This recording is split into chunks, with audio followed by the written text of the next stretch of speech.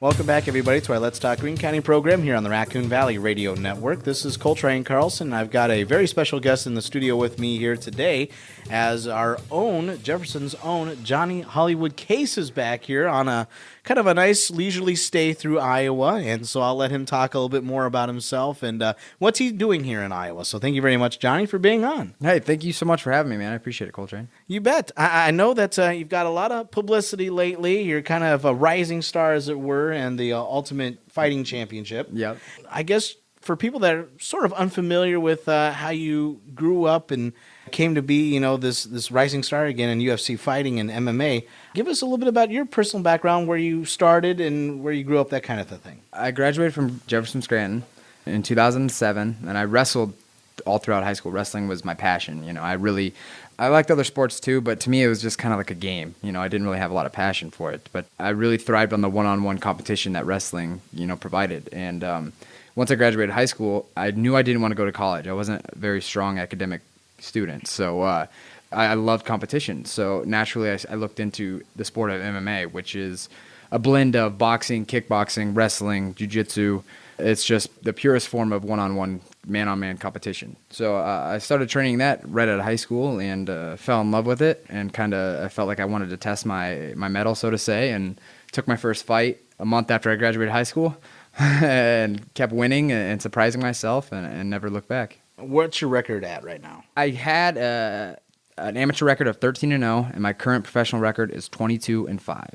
When did you make that switch over to the professional side, and why did you feel like that was the right time for you to make that step? Well, actually, I was kind of in a unique situation, unlike anybody other at the time, because at the time, mixed martial arts as a sport was not sanctioned in Iowa. I started in 2008. So at that time, Iowa was a free state, so it was basically all amateur. Nobody was getting paid. Nobody was making money. You'd show up and they'd say, "You're fighting him," and then you fought, and that was it. So I was able to actually fight amateur in Iowa and then go to Minnesota, which was a sanctioned state, and fight professional. So I had my first professional fight after only having 2 amateur fights. Yeah, so I went out there, beat the guys up in my amateur fights in like 30 seconds, and the promoter was like, "Okay, you want to make some money on this?" And 18-year-old kid, young and hungry, and not really the brightest, I would say at the time, just kind of, yeah, I'll fight anybody, anywhere.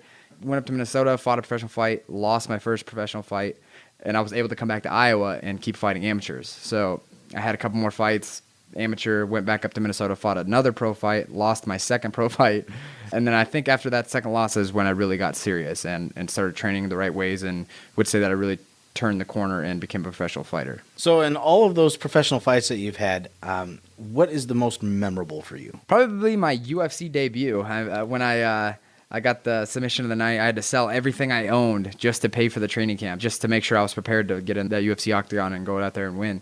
It paid off, and that was the best feeling I think I've ever had in a MMA fight. You said you've been in Iowa for about 4 weeks. What brought you back to your home state, and kind of where have you been around in the state? Yeah, so all my family lives here. I live in Phoenix, Arizona now.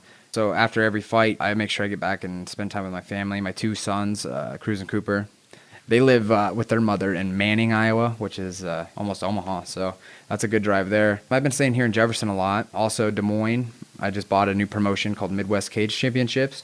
I was actually the champion of them before I moved to the UFC.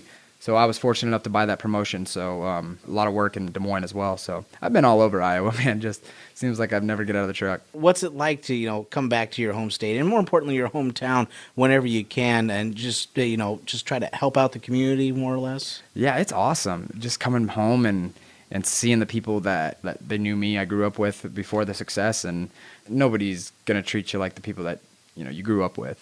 It doesn't matter where you're at in the world. So just coming home and seeing all the family and the friends and the fans, it's awesome. It's overwhelming almost. You were up at the Wild Rose Casino earlier this month. Can you tell us about that experience and what it was like to, see kids and have them kind of look up to you now? It's awesome. Yeah, seeing little kids, smile and get nervous when they see me, and it's so awesome because I can see myself in them. I remember when I was a little kid and was looking up to, for me, it was more like Jean-Claude Van Damme and Sly Stallone and guys like that. But to be looked up to, I guess, is awesome. It's just a humbling fact, and I'll never forget my roots here in Iowa. So, yeah, is there anything else that you'd like to say to the kids that might be listening to this right now? Maybe a little bit more on following your dreams kind of a deal. Stay in school, do your best right now, and then eventually, when time's right, you'll be able to make your own decisions and pursue your own dreams. But for now, do the best you can in the environment that you're in. How old are you?